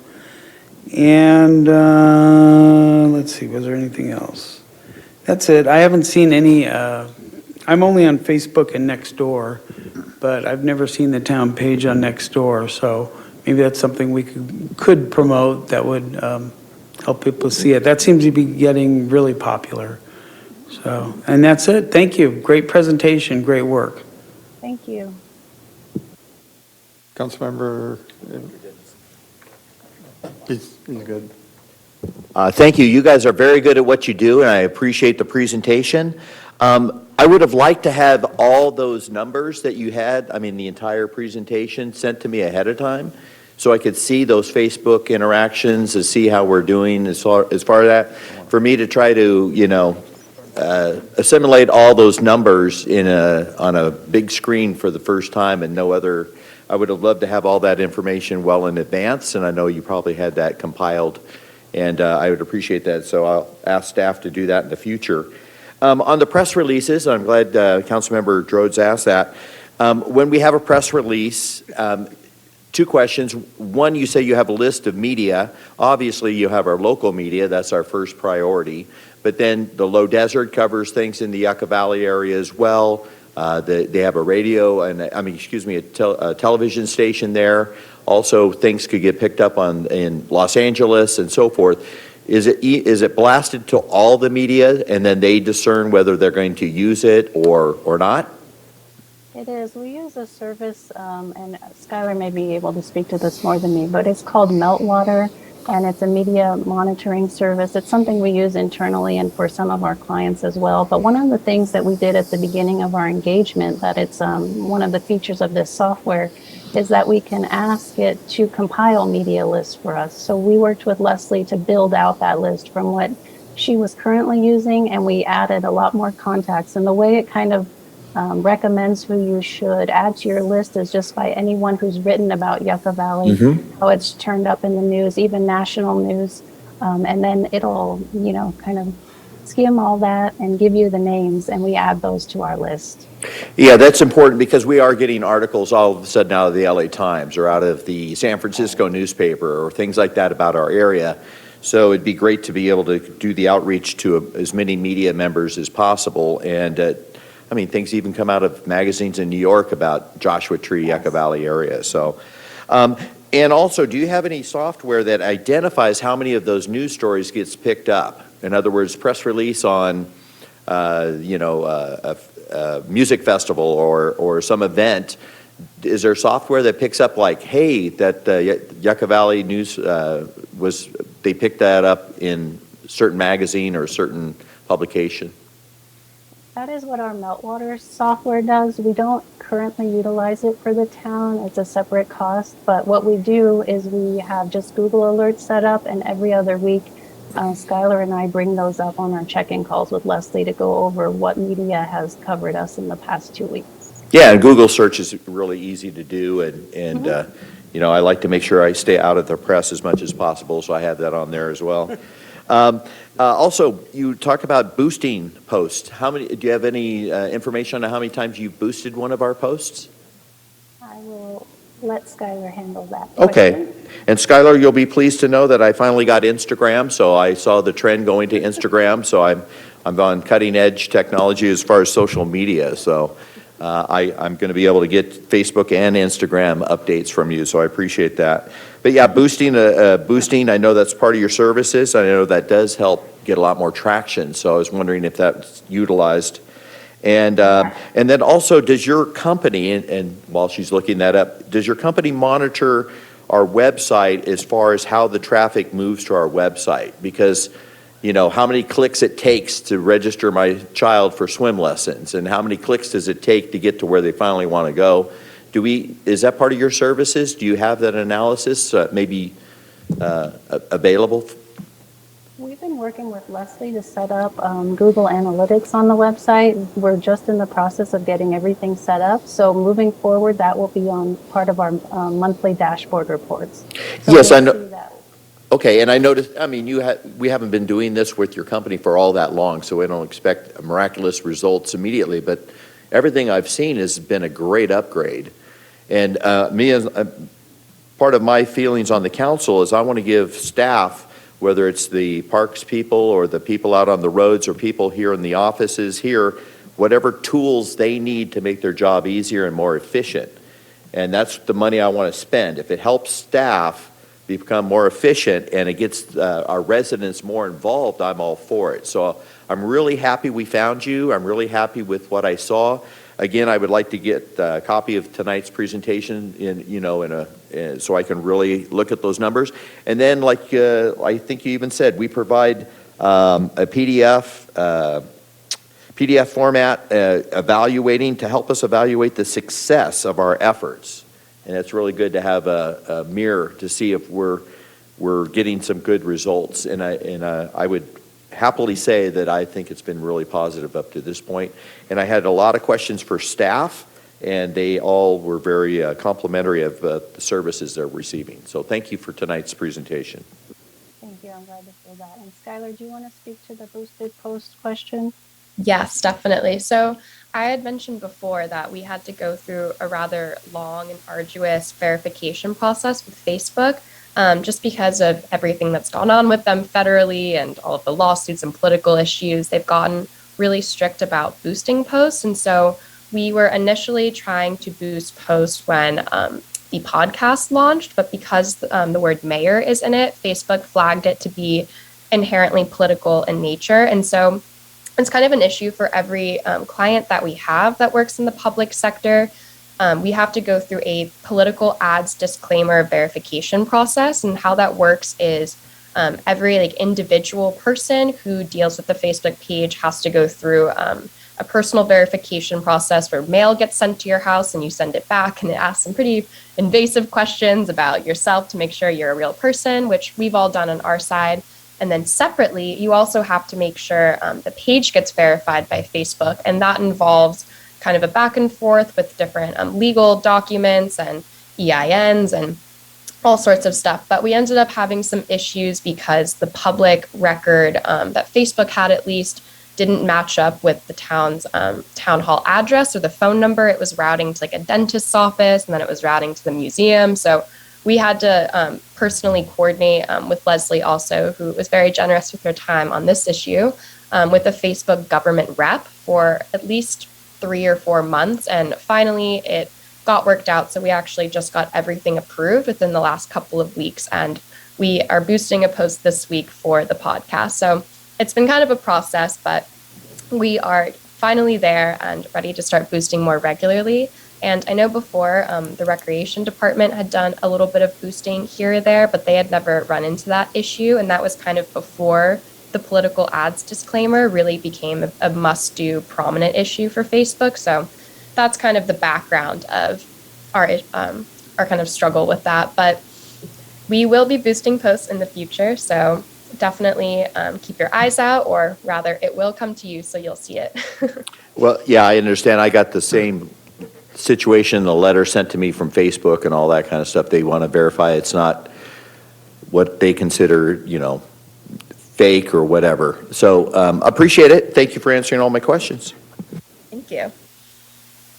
And a Okay. fun fact too that I wanted to mention is that a couple of months ago, I was just reading the LA Times, and there was an article that mentioned Yucca Valley, and they actually directly linked back to a press release on the Yucca Valley website about short-term vacation rentals that we had written. So that was kind of a fun little moment too, just to see that our press releases are being read and disseminated and talked about in the media. So just a little fun fact there. Okay, thank you, Skylar, and thank you, Cameron. Great report. I know that it takes a while to kind of get inside the head of what everybody here has in mind. And my experience over the past year working with you and watching you work has been positive. That we're not as good as we can be, but we're making progress. And now you've helped us a lot to navigate through all of the communication ins and outs that we must do to do this. And I think the program, the overall result for the town has been very, very positive, and I appreciate that. And all the extra effort to work with us on podcasts and Coffee with the Mayor and those kinds of things we throw at you. Like I say, it's hard to get inside our head, but I think you're getting there. And we appreciate all of your help and all your support on that. So with that, I would be willing to entertain a motion that the council approve the professional services agreement with Trepepe Smith for general and special communication services. I'd like to make that motion, Mayor. I'll second. Have a second? Council members Abel, Yes. Dennison, Yes. Droz, Yes. and Mayor Schooler. Yes. Okay, we've been sitting a while. Does anybody need a 5-minute break, recess, or we want to press on? We good? Everybody's good, okay. Then we'll move on to the next item. Lost my place here. Okay, item number 11, the Public Art Policy and Programs Review and Approval. Can we have a staff report on that, please? Yes, Mayor Schooler and Town Council members, good evening. This is the Public Art Policy and Program Review.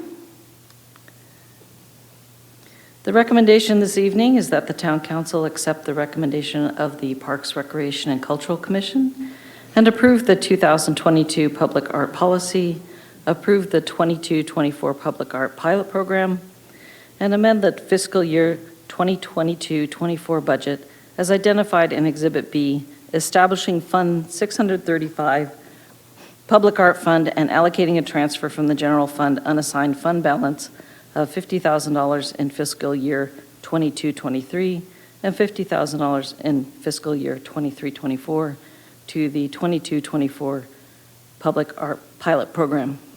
That's a lot of 20s.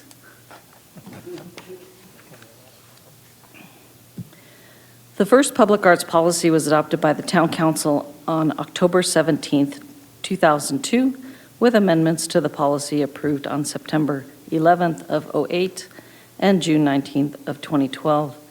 The Town Council initiated this review of the public arts policy at its meeting of October 6th in 2020, when direction was given to forward the item to the Parks, Recreation, and Cultural Commission for review and updating. The Council also sought input from the PRCC regarding specific locations for public art and preference for purchase, donation, or loan programs. Council also showed interest in consideration of beautification of town entrances, art signage incorporating art into daily life, art donations, and rotating or traveling art exhibits. The public art policy provides the purpose and framework for the acquisition, management, and maintenance of community art. The policy provides the procedures and processes that will be used to accomplish the goals, provides a roadmap for day-to-day operations, ensures compliance with laws and regulations, gives guidance for decision-making, and streamlines processes. Although the present policy didn't have many miles on it that pointed to specific revisions, the Commission carefully compared the policy to those of other cities, large and small, to ensure clear intent, completeness, functionality, and updating of references and use of modern technology.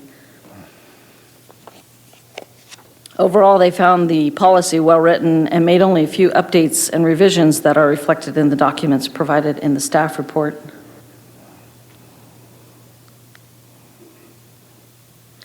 The public art policy refers to the public art program as the vehicle for accomplishing the intent of the policy. The Commission reviewed art in public places programs from a variety of cities to determine the scope and cost for the new Town of Yucca Valley Public Art Program. Input from a survey of cities prompted agreement that the pilot program should be focused on town-owned properties and feature temporary exhibits. This approach was preferred as it affords the opportunity for development of processes, experimentation and adaptation, and refinement of the policy through practical use. The Commission spent significant time to identify and prioritize projects for the inclusion in the 22-24 plan, identify an implementation budget, and craft a final recommendation for the Town Council. The 22-24 Public Art Pilot Program includes 5 program elements.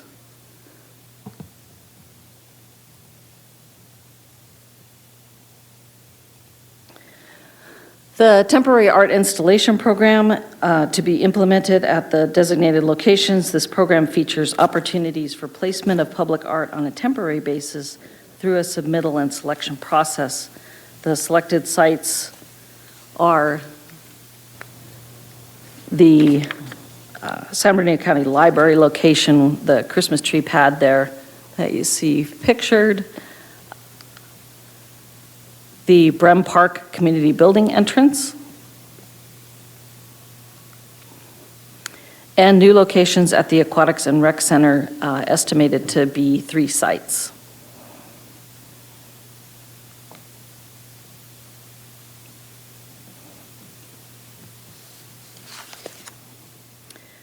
The Art and Daily Lives program.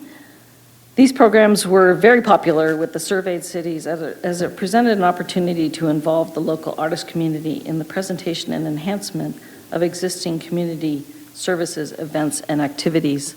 The ones selected by the commission include utility box enhancements, and then also very popular with other cities, especially those who are embarking on an arts program, is to embed public art enhancements into existing programs, such as the Yucca Valley Film Festival and the Summer Music Festival.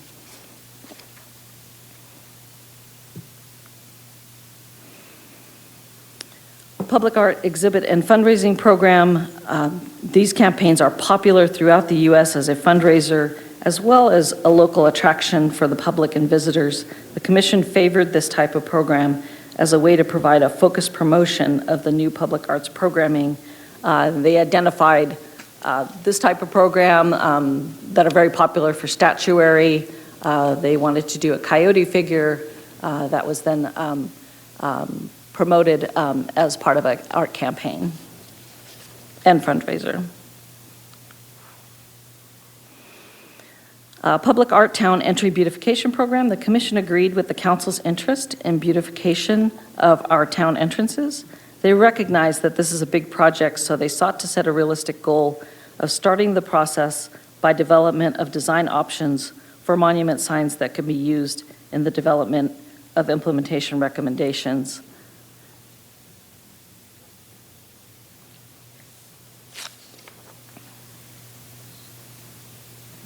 The Commission expressed an interest in exploring ways to ensure future funding for the arts. The city survey results showed that cities fund arts in a variety of ways. The Commission recommends that the exploration of a possible funding source for ongoing support be part of the public art program goals. The Commission recommended for funding the public arts program includes typical expenditures shown here. Smaller cities studied by the PRCC, such as Mill Valley and Healdsburg, began their programs with similar council allocations and grew their programs from there. Of course, funding will be allocated to the elements in the priority needed to accomplish the approved program direction. So the recommendation of the Parks, Recreation, and Cultural Commission this evening is that the Town Council accept the recommendation and approve the public art policy, the public art pilot programs, and make the appropriate budget amendments to fund the project. And also, our PRCC Chair, Ed Kiesling, is present tonight and would be happy to answer any questions you may have about the Commission's approach or recommendation. And we'd be happy to provide that. Well, thank you, Sue. Does anybody in the public have any comments on this item? Questions, comments? Seeing none at this point, bring it back to the council. Members of the council? Start with Councilman Droz. I tell you, I am so excited. This is so long overdue. I know we've been talking about this for a while. I mean, we have a community of artists, and we know that. We know all the creative people here. Just look through that magazine that's coming out this week, and we are just filled with so many creative people, whether it's music or physical art, film, whatever. We've got a wonderful community of artists. But how would anyone know as they're driving through that that's our community? And this, my guys, has to be something that we make a priority. And I love the idea that the Parks, Recreation, and Cultural Commission came up with about rotational art, because art can sometimes be, subjective. And it'd be great to have some pieces that are on loan or purchased for a short period of time, so that we can get public input and we can see how it enhances a particular area. The utility box is covered. My goodness, that's just a great idea. And they can start with the one by the McDonald's drive-through that has graffiti all over it. It would just be such a great statement to people driving through that this is an artsy town. And they need to stop and take a little closer look at what we have to offer. So I'm thrilled, and I'm glad our Parks Recreation Commissioner, our chair, is here today. I know he's an artist and so forth, and I thought everything here was just really well thought out. I had a couple of questions, and I called one of your commissioners and asked a few questions about the mindset, and they filled in the blanks for me. As far as the locations, temporary art locations, we can always just add to the list, because if we do the Old Town project, that'd be a great place for some public art as well. And we do have some public art that we already have purchased that needs to be on display. So I am completely thrilled. I've been waiting for this for a long time, and I'm very supportive of what's going on. Coyote Call, that's a great idea. And, I'll be one of those people auctioning or bidding on, maybe have an auction or something would be great to help support the program in the future. So you can count me in as a purchaser or a participant. Councilmember Droz? All right, well, let's see if we end up with a 30-foot Marilyn Monroe someday, like Palm Springs. But no, seriously, this is so long overdue. And I just want to thank Ed and the whole PRCC for their hard work. They really know what they're doing, and this is exciting because, like Councilmember Abel said, with the art tours and everything, there's so many people around here, not just in Yucca Valley, but in the whole community. And it's very exciting. So thanks for all your hard work, Ed, and tell everybody at the PRCC also. Thank you.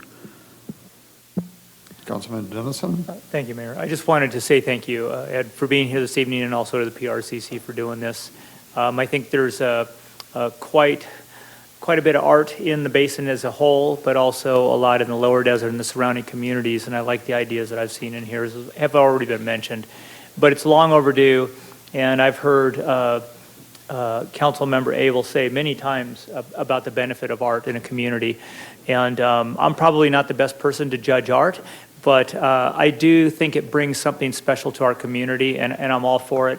The idea of having a process in place where we can allow artists to demonstrate and also then have a viewing for their art is just fantastic, no matter what the form is. There's so many forms of art, and it'll change even tomorrow, but we have a process in place to demonstrate that and what the life is like within our community, the art world. So thanks again for all the hard work. I know it hasn't been an easy journey for all to put this together. I agree. Thank you to the Parks, Recreation, and Cultural Commission and staff for bringing this forward. I know it's been stagnant for a while, and there's a lot of people in the community that have been waiting for this, including the people that are anxious to see where we land on murals, being able to put in murals to kind of create a little more personality in our town and reflect the personality that we have in the town. I like the Art in Daily Lives program proposal. All of the changes seem to fit well with the original policy that we had in place, and I like moving forward on the program. We have so many people moving into the area that just happen to be artists. You talk to new people in the area, and I keep running into them, and they have an artist in the family, or they're driven by the art in the community. And so I think this is high time that we got to this point. Very excited about moving forward with the monument signs at the 3 entrances to town. Getting that vehicle in place was an early step. I know it's a long step from here, but it feels good to have some momentum for that. And so I support it. I am interested in seeing the deliverables on the budget that we approve for this. Not that it gets absorbed somewhere else, but that this is something that's measurable as we go forward and look to future funding for it. But with that, I will entertain a motion on the item. I'd like to move the item as proposed. I will second. Council members Abel, Yes. Dennison, Yes. Droz, Yes. and Mayor Schooler. Yes. Moving on, we come to future agenda items. Does any member of the council have any items that they'd like to see on a future agenda? Seeing none, we'll move on to public comments. The town council takes this time to consider your comments on items of concern which are not on the printed agenda. When you are called to speak, please state your name and community of residence. Please limit your comments to 3 minutes or less. Inappropriate behavior which disrupts, disturbs, or otherwise impedes the orderly conduct of the meeting will result in forfeiture of your public your public comment privileges. The town council is prohibited by state law from taking action or discussing items not on the printed agenda. Does any member of the public wish to comment this evening? Nobody online either? Okay, thank you. Move on to staff reports and comments. Thank you, Mayor. I think we might have a couple of different updates. Town Clerk, do you have an update for us this evening? No, we had one. I forgot about that. Yeah, that's okay. You might, if you can, we can try and bring it up. I think I could do it here in a minute. Captain, do you have anything for us this evening? You had a big shindig out here on the north lot. Maybe you want to say a few comments about that. We did, and thank you for those of you who stopped and walked through. We had our national night out. Started at 5 o'clock, and then it actually went through 7 o'clock. So as we were in here handling council business, families were able to visit not only deputies in our search and rescue and citizens on patrol, but also members of our local fire entities and California Highway Patrol. We had some people from the base there and probation and the DA's office.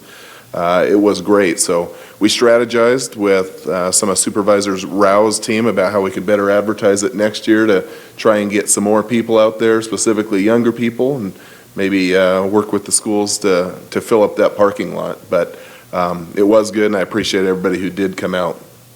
Today we just settled in on a date. We're going to be having an open house at the Morongo Basin Station on November the Tuesday, the number escapes me, but it's the Tuesday before Thanksgiving. Hoping to get, since kids are out of school, have something during the day where families can bring their kids, and it doesn't have to be kids, anybody can come through the station. We'd love to show them what we do behind the walls of the station. Obviously, people aren't able to walk through it whenever they want, but that day we're going to set some time aside to show people how we process the evidence and file reports and what deputies do when they're in the station. So I'll have more information on that. We'll be putting that out on our social media. On one other note, we've been working very closely, as we always do, with the local school district, but this week we've had a couple of issues where threats of school violence seem to be trending up, not just in the Morongo Basin, but sadly nationally. So we have had several of our county deputies assisting the Yucca Valley deputies over at the Yucca Valley School, specifically this week, and just showing that presence on campus. So the school's been very good about putting information out, but should anybody be tuning in online to this, or if anybody here in the audience has concerns, every one of those threats we're taking serious, and that's why you're seeing the increased presence with deputy sheriffs on campus until we fully vet the threat. And luckily, we're very fortunate. They have just seem to be attention-grabbing threats, but working closely with the town manager and the school district. So we'll keep you posted if anything progresses, but that has been a concern this week. Thank you, Captain. Sue, you have anything for the council this evening? Just like to let everyone know that registration is currently open for our youth basketball program for grades K through 8. We also have some new enrichment classes coming up. We have a new Polynesian dance class. We also have a new cardio cartel running club. And then also our, of course, holiday events are coming up, starting with the Halloween fair in late October. We did send out our fall winter guide to Yucca Valley residents, and it was also inserted in the High Desert Star. And that will be available online on our website as well. Thanks. Thanks, Sue. Jessica? Well, I'm hoping that you all have noticed maybe a reduction in the number of abandoned shopping carts around town. The town has started a process where we are addressing the shopping cart issue that has been quite the blight in town. Wanted to give you an update on what we've been doing so far. The town, we have sent out letters to all of the stores asking them to provide us what their shopping cart abatement programs are, and as required by the town's ordinance. Also, we recently contracted with a shopping cart vendor called Cart Retrieval Incorporated. They are working on behalf of the town. They are going out and sweeping town-wide 3 days per week. And so far, they have picked up 119 carts, and they just started last Monday on the 26th. So I'm making sure that they're working with code enforcement so that they are finding the locations where the shopping carts are most predominantly left, or if they've gotten any calls for a shopping cart that have been abandoned. In addition, the town will continue to work with the stores to make sure that they are complying with the ordinance and that they also accelerate their own shopping cart abatement programs. And finally, a press release will be going out as well that will not only provide information to the public as to what the town is doing with regards to this matter, but also gives them an opportunity to report abandoned shopping carts. You can do so on our newly contracted contractor's website, which is cartpickup.com. And you fill out the form online, and it goes straight to his cell phone, and he will add it to his list the next day he's out. And we will be sending invoices to the various stores. You want to tell the council how that will work? Correct. We are going to be billing back the stores for all of the carts that we've been picking up. So there will be the contracted rate plus administrative time for administering this program to make sure that the carts stay off the streets and out of our neighborhoods. Terrific. Thanks, Is there a way, excuse me, is there a way of counting how many carts go back to each store? I mean, do we track that so that when we bill them, they know they got them? Oh, yeah, definitely. The cart retrieval company, they are keeping track as to how many carts they're taking to each store and on what day that is, so that I'm going to be providing that information when we bill them back on a monthly basis or a quarterly basis, depending. Thank you.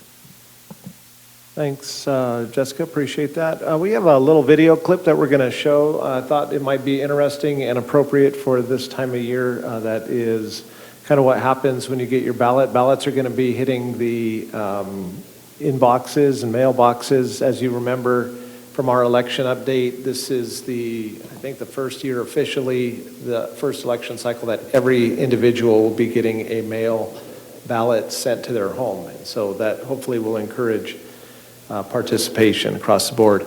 So anyways, the county had this little video clip I thought was interesting. Let's see if we can roll it.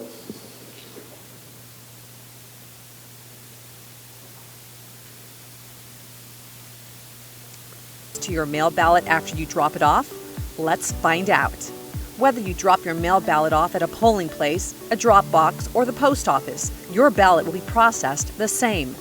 Ballots are collected by ballot security teams that follow security protocols to ensure each ballot is securely transported to the Registrar of Voters' office. At the Registrar of Voters, the unique barcode and signature on the mail ballot envelope are scanned. Trained Registrar of Voters staff use this information to compare each voter's signature on the ballot envelope to the signature found on the voter's record. If the signatures compare, the envelope can be opened. However, if these signatures don't compare or there is no signature on the envelope, trained staff will place the ballot on hold. A letter is sent to the voter notifying them of the hold and the ways to resolve it. Only after the hold is resolved can the ballot envelope be opened. Once the ballot envelope is opened, the ballot is carefully removed. Because there is nothing on the ballot itself that identifies a specific voter, every vote remains confidential. The ballot is then counted using high-speed, accurate ballot scanners monitored by teams of 3. If the ballot scanner cannot read a vote, trained two-person teams working together will carefully review any markings that may have caused this. These trained teams ensure each voted ballot is counted according to vote counting standards set by the California Code of Regulations. After the ballots are counted, the Registrar of Voters certifies the results for San Bernardino County, and the election is officially over. Your mail ballot has completed its journey. Learn more about voting in San Bernardino County at sbcountyelections.com or call 909-387-8300. Your ballot, your vote, always secure. Thank you for running that. Thank you for running that. And we do encourage folks to learn about municipal election as well as the town's Measure K. We are holding information sessions on a regular basis. You can just go to yucca-valley/elections and you can find that schedule of events. Council, you already mentioned it this evening and kind of in conjunction with Sue's presentation on the new arts program. This is a great month to be out and about for art. The Morongo Basin Arts Tours is out for the next 3 weekends. It's going to be really exciting. great opportunity to showcase not only Yucca Valley, but the entire Morongo Basin. So we're excited about having that. And from what we hear, traffic volumes are already starting to increase as the fall weather gets a little bit more favorable. I think that's it, Mayor, for this evening. Thank you. Okay, thank you. Come back to council member reports and comments. Councilmember Abel. I'll go last. I always take over. Always get blamed for asking all the questions or making all the comments, and the people at the end complain. So I just want to say, Jessica, I know the Sheriff's Department is probably looking at you because you're cleaning up the streets of Yucca Valley, and you are heavy-handed with that. So but we hope we don't lose you to the Sheriff's Department. So you're doing a great job. Thank you so much for that. Legal counsel, I have a question for you. Oftentimes we get emails that are presented to us when we're evaluating projects or policy issues as public comment. So public comment, we get a copy of all the emails on that particular subject. Are we, if we desired, are we allowed to also include the social media comments on a particular subject that they that's produced by our press releases and things like that? Include them in our packet, in our town council packet. Like me as a council member, I get a copy of all the emails that came in on a particular subject as public testimony or feedback. Social media is a great way to get people's pulse on a particular item. Are we allowed to include those in our packet if we desired to do so as feedback on what people are saying about a particular issue? Sure, yes, you can include those. Okay. I know we have parameters on us commenting on issues and participating in the forum, but as far as gathering that information, that would be permissible if we decide to include it. Yes. Okay, thank you. That's all my questions. Thank you, everyone, for being here tonight. And as the holidays come up, be very, very safe with those kids out there trick-or-treating. Thank you. Councilmember Droz. All right. I always seem to say the same thing, but it really is a great meeting tonight. I'm really excited about the art tour, not the art tours, but the new art program. And also I'm excited about the carts. That's really exciting. So thank you, Jessica. And thank everyone. I want to thank everyone for all they do. So thank you very much. And Mayor Pro Tem Dennison.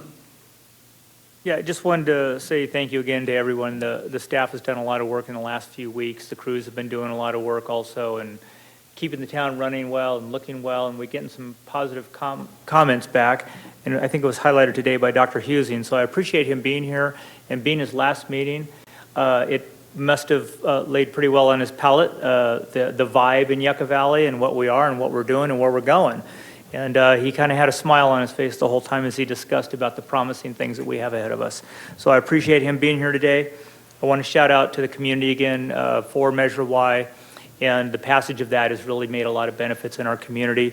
We're very thankful. It was shown again this week with the sheriffs, as the captain had said, taking the incidents that have happened in our schools very seriously, top priority, and they had the resources that they could put onto those that issue and make sure that it was handled appropriately without drawing down the public safety that we need within our community at all times, not just for the residents, but for the tourists in the area. It's kind of a complex thing, and I'm sure the captain realizes that, and he knows he has a good team out there, and I just appreciate you guys out there working all the time, handling things directly, and also keeping a good contact with us on the things that you need to be successful for our community.